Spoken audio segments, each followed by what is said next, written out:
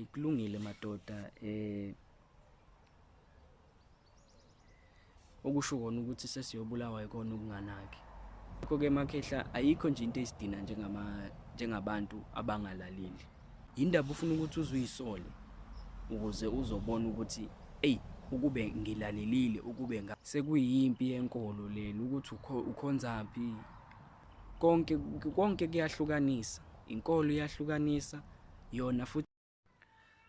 Sanibona, siphinde sahlangana futhi namhlanje ke sisazoqhubeka khona kuzona izinkundla zokuxhumana bese ke sifaka nezinye izinkulumo.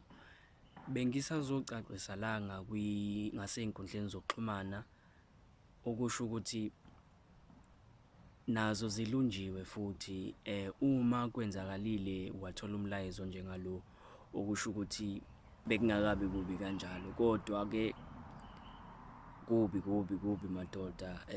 Iy'nkundla zokuxhumana zisetshenziswa njengesikhali. IFrance ke manje iyabusa khona le method le ekuthiwa i-Pilorian method, angazi noma ngisho kahle yini. Leyo method leyo iyona method yenza ukuthi ke la kule continent yethu yase-Alkebulan la ngaphezulu ngasenhlangeni ngakhona ukuthi babuse ngakhona, okusho ukuthi ke bakhuluma iy'ndaba ey'ngekho ngabo ukuthi babhebhethekise iy'ndaba ey'ngekho, okusho ukuthi bazobe beqamba amanga nayo yonke leyo nto leyo.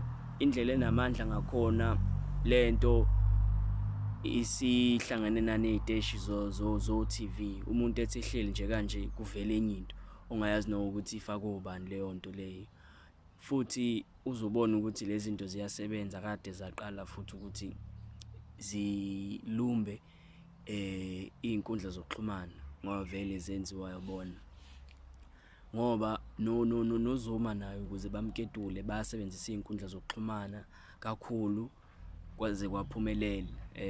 Zonke lezi zinto lezi zoZuma must fall zaphumelela kakhulu ey'nkundleni zokuxhumana, okusho kona ukuthi konke nikubukayo ey'nkundleni zokuxhumana kumele nikulalele nikubukisise, ngamele nikholwe yonke into eniyibona ngamehlo enu ngoba nazi ukuthi leyo nto leyo usike ibhekephi. Ngoba manje ngoba besey'nkundleni zokuxhumana bazonifaka wonke lamanga lawa ukuthi nikholelwe ey'ntweni ezikanje nezinto ezikanje, okusho ukuthi bona bafuna ukuthi nithathe uhlangothi lwabo ngaso sonke isikhathi.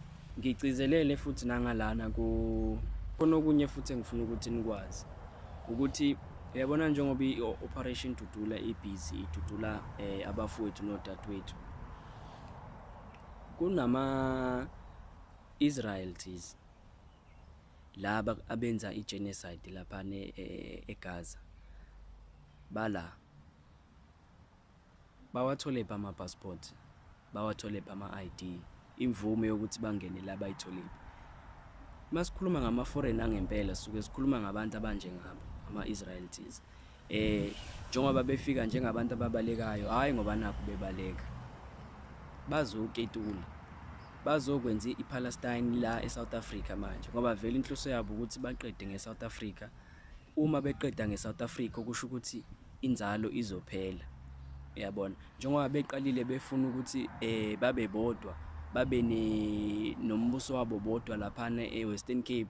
Angithi uyabona ukuthi abantu base-Western Cape basengozini njengamanje njengoba sikhuluma nje. Ngakho-ke vukani Makhehla nibheke lapho ukuthi niphephile yini. Njengoba sengishilo, ipolitiki iyona enobugebengu, ipolitiki iyona efika nazo zonke izinto. I-DA iyabalekelela.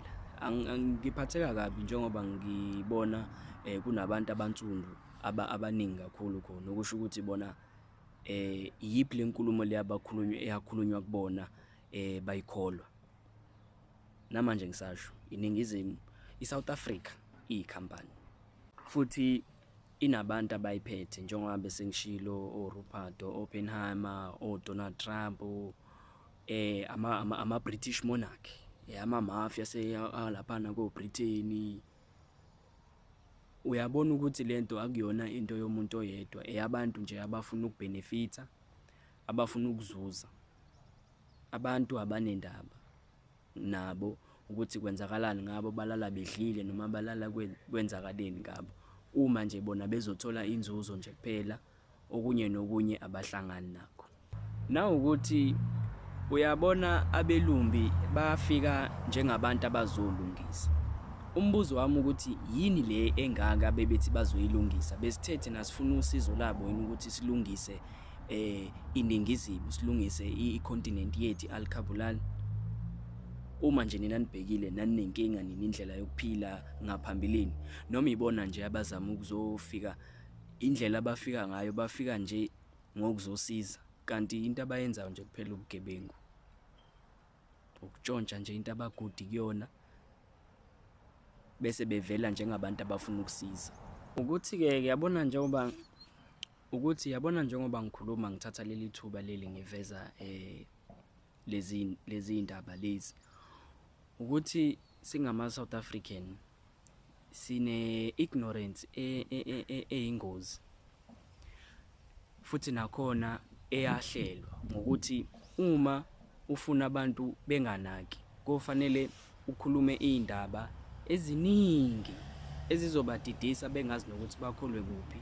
Emva kalokho bese bebona singekho isidingo sokuthi baphakamele iy'ndaba lezi ey'suke y'hamba ngaleso sikhathi. Ngakho-ke Makhehla, ayikho nje into esidina njengabantu abangalaleli. Yini indaba ufuna ukuthi kuze kube, indaba ufuna ukuthi uzuyisole ukuze uzobona ukuthi ukube ngilalelile, ukube ngalalela. Makhehla, vukani. Lapho nje into ekumele niyenze leyo, ngoba kunobulungisa obuhlezi bungeke benziwe ngaso sonke isikhathi, ngoba nje uZuma ngenkathi eketulwa kwahlanganiswa iy'ndaba ezingahlangani, kodwa bazenza zabukeka njengeqiniso ngenxa yokuthi abantu ayezwana nabo nani. Uyayibona leyo nto leyo. Ngakho-ke kuney'ndaba ezizovele zenziwe noma ikanjani, ngenxa yokuthi zixoxe ngendlela e-right, zivezwe ngale ndlela le ekholekwayo, kuzokwenzeka njalo. Ngoba manje sekuyimpi yenkolo lena, ukuthi ukhonzaphi, wenzani lapho, konke kuyahlukanisa. Inkolo iyahlukanisa yona, futhi iyona emosha kakhulu, nje inkolo iyona nje esamile. Hayi, kulungile madoda, okusho kona ukuthi sesiyobulawa yikona ukunganaki.